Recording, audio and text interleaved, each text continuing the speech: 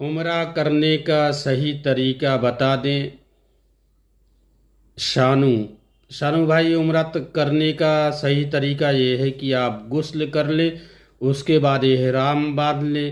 احرام باندھتے وقت نیت کر لیں کہ اللہ میں آپ کی رضا کے لیے عمرہ کرنے جا رہا ہوں، آپ جو ہے میرے لیے عمرہ کو آسان کر دیں اور اس کو قبول فرما لیں۔ اس کے بعد 2 رکعت نفل نماز پڑھ لیں، اس کے بعد خانہ کعبہ کے پاس آ جائیں۔ خانہ کعبہ کے پاس آ جائیں، اگر حجر اسود کے قریب ہے تو دونوں ہاتھوں سے حجر اسود کو چھو کر ایسے بوسہ دے لیں اپنے ہاتھوں کو، اور اگر دور ہیں تو دور ہی سے حجر اسود کا ایسے استلام کر کے بوسہ دے دے اپنے دونوں ہاتھوں کو۔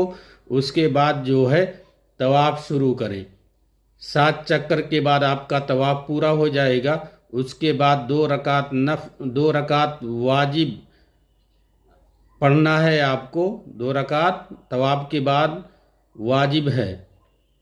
2 رکعت پڑھنے کے بعد آپ جو ہے سعی کرنے چلے جائیں گے۔ سعی جو ہے صفا مروہ سے شروع ہوگی، اور صفا سے شروع ہوگی، مروہ پہاڑی پر ختم ہو جائے گی۔ 7 چکر اس کے بھی لگانے ہیں۔